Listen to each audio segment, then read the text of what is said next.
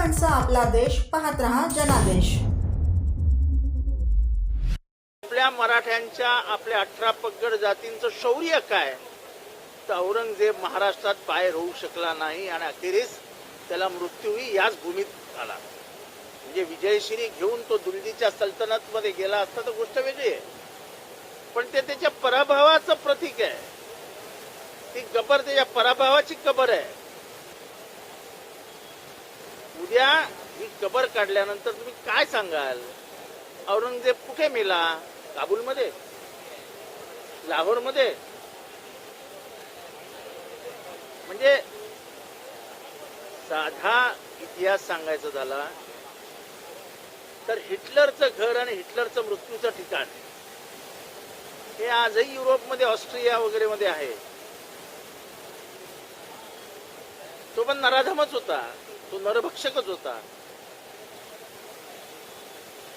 पण ते बघण्यासाठी म्हणून लाखोनी पर्यटक त्याच्या घराकडे जातात, त्याचं घर बघतात। तो काय त्याचं कौतुक करण्यासाठी नाही, तर हा नराधम राहत कसा होता, हा राहत कुठे होता, हे सगळं बघत असतात। इतिहासामध्ये काही दाखले असे असतात जे त्या माणसाचं चारित्र्य, त्याची विकृती दाखवतात। असा इतिहास बदलता येत नाही। तुम्हाला आज बरं वाटतं काय? आणि कबर खोदणार म्हणजे काय करणार? कबर असते काय? कबर म्हणजे काय असते? ज्या वेळेस औरंगाबाद म्हणजे 1708 साली जेव्हा औरंगजेब मृत्युमुखी पडला, त्याच्या मृत्यूनंतर एक 6 फुटाचा खड्डा खणला गेला। म्हणजे जो खणला जातो त्याच्यात त्याचं प्रेत टाकण्यात आलं, त्याच्यावरती माती टाकण्यात आली, बुजवण्यात आली।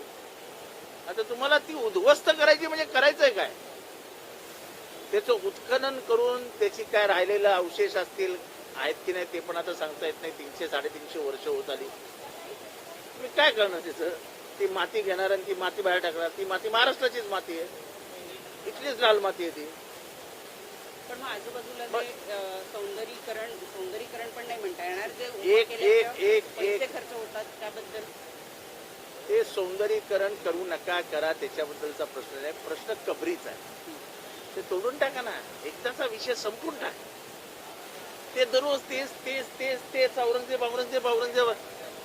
पोरींवरती बलात्कार होतोय, दररोज मर्डर होत आहेत, ऑनर किलिंग होत आहेत, परजातीय विवाह केला म्हणून तुकडे तुकडे झालेत लोकांचे मागच्या 8 दिवसामध्ये। दररोज एक हत्या होते। असं असेल की महाराष्ट्रामध्ये नद्या वाहत आहेत, पाणी खूप आहे, कापसाला भाव मिळतोय, सोयाबीनला भाव मिळतोय, नोकऱ्या मिळत आहेत, सगळ्यांचे पगार वाढत आहेत, आणि आता एकच विषय उरलाय औरंगजेब। तर ठीक आहे, इथे हजारो विषय पेंडिंग आहेत आणि त्या विषयांकडे तुम्ही लक्ष देऊ नका, तुम्ही फक्त औरंगजेबाकडे लक्ष द्या, हे टार्गेट आहे। महाराष्ट्रात ऑनर किलिंग गेल्या 3 महिन्यामध्ये जवळपास 9 ऑनर किलिंग। ते त्याच्याकडे कोणाचं लक्ष का, की महाराष्ट्रातला जातीयवाद कुठल्या लेवलला चाललाय? मी आता बोललो म्हणून हा प्रश्न उभा राहिला।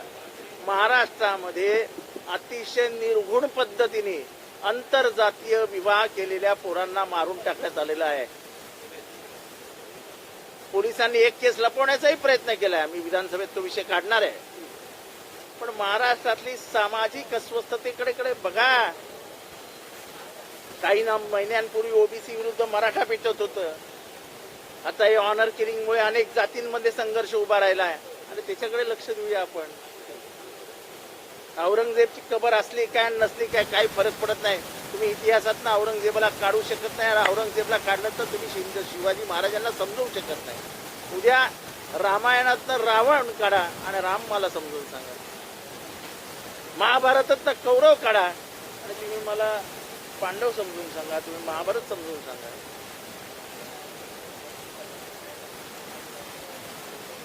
असे क्रूर कर्म असतात म्हणून माझा माणूस हिरो होतो। शिवाजी महाराजांचं शौर्य, त्यांचं चालाखी, त्यांचं एकंदर चारित्र्य हे कशामुळे मोठं होतं? तर ज्या पद्धतीने हुशारीने त्याने अफजल खानाला झोपवला, ज्या पद्धतीने त्याने औरंगजेबला रोखून धरला, ती पद्धत ते सगळं सगळं सगळं शिवाजी महाराजांचं शौर्य हे दाखवण्यासाठी आपल्याला तुम्हाला अफजल खान उभा करावा लागेल ना. अफजल खान मेला कुठे असं तुम्ही काय सांगणार, कुठे मेला? आवडतं बाजूने एक महत्त्वाचा मुद्दा म्हणजे आज सुप्रियाताईंनी सकाळी एक वक्तव्य केलेलं आहे की येत्या 6 महिन्यात आणखी एक विकेट राष्ट्रवादीच्या मंत्र्याची पडू शकते. कोण असावा तो मंत्री? आपली माणसं, आपला देश. पाहत रहा जनादेश. ठाणेकर मालमत्ता करदात्यांसाठी करातील व्याज माफी अभय योजना 31 डिसेंबर 2023 पर्यंत मालमत्ता करावरील 100% व्याज माफ. तसेच 1 जानेवारी ते 15 जानेवारी 2024 या कालावधीमध्ये मालमत्ता करावरील 75% व्याज माफ.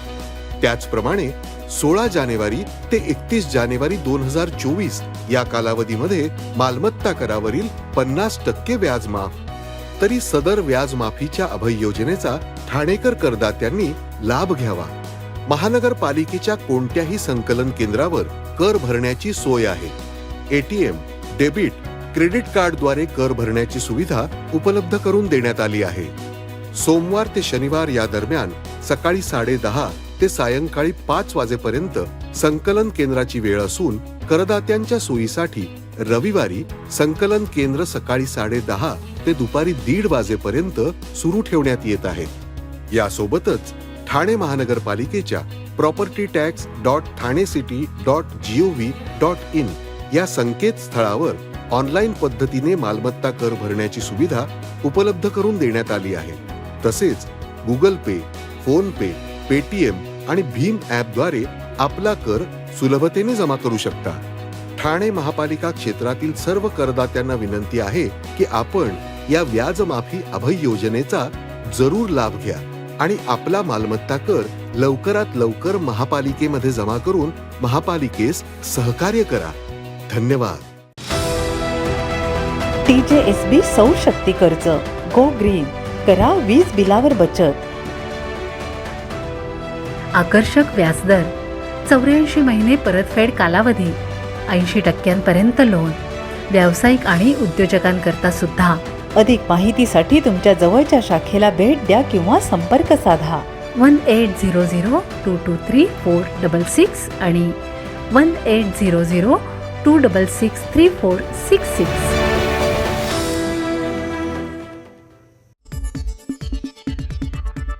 आपली माणसं, आपला देश. पाहत रहा जनादेश.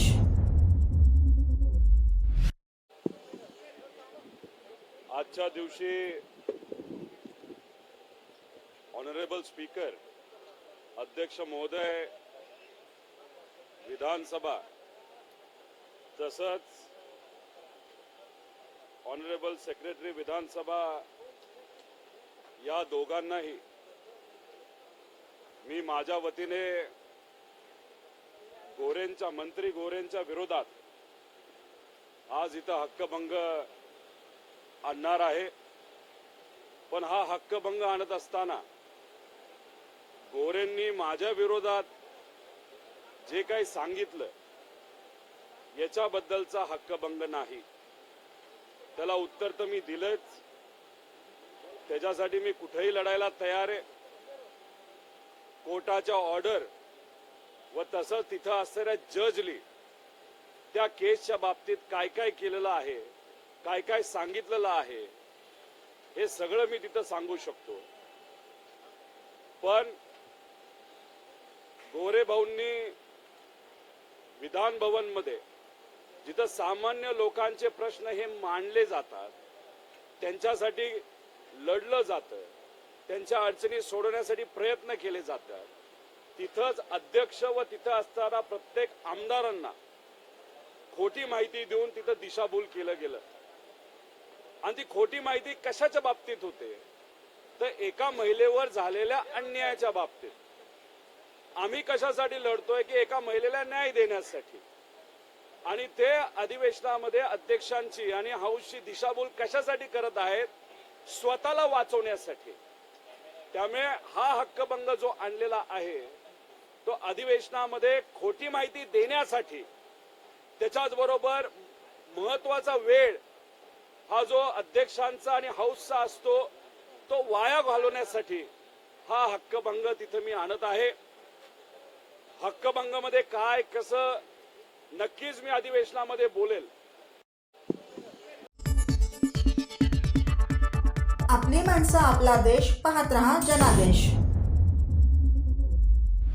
हा वाद निर्माण झालेला आहे. विश्व हिंदू परिषद बजरंग दल यांचं म्हणणं आहे की ज्या पद्धतीने राम मंदिरासाठी संपूर्ण लढा दिला गेला त्याच पद्धतीने औरंगजेबाची कबर हटवण्याकरता आम्ही लढा देणार आहोत. भाजपचं नेत्यांचं म्हणणं आहे की ही कबर जी आहे ती समूळ नष्ट झाली पाहिजे म्हणून. औरंगजेबाची कबर असेल किंवा अफजल खानाची कबर असेल, या कबरीचं उदात्तीकरण कोणी करू नये या मताशी आम्ही पूर्ण सहमत आहोत. काल परवा सुधीर भाऊ मुनगंटीवार जे भाजपचे ज्येष्ठ नेते आहेत त्यांचं तुम्ही स्टेटमेंट बघितलं. त्यांनी पण औरंगजेबाच्या कबरीच्या बाबतीत बोलताना सांगितलं का औरंगजेबाच्या जे थळगा आहे ते तसंच राहू द्या, मात्र त्याचं डेव्हलपमेंट करण्याची काही आवश्यकता नाही. पण माझं ज्यांनी आता 23 मार्चपर्यंत अल्टिमेटम वगैरे ज्यांना सुरू केलं आहे राज्यामध्ये, माझं त्यांना विनंती आणि प्रश्न असा आहे की राज्यातले नेमके प्रश्न कोणते महत्वाचे आहेत. सध्या कांदा उत्पादक शेतकऱ्यात कांद्याचे भाव पडले हा प्रश्न महत्वाचा आहे. सोयाबीनचा प्रश्न महत्वाचा आहे. कपाशीचा प्रश्न महत्वाचा आहे. त्यानंतर एका शिक्षकाने एक शेतकऱ्याने 3 पानी सुसाईड नोट लिहिलं बुलढाणा जिल्ह्यामध्ये, तो प्रश्न महत्वाचा आहे, पाणी मिळालं नाही म्हणून.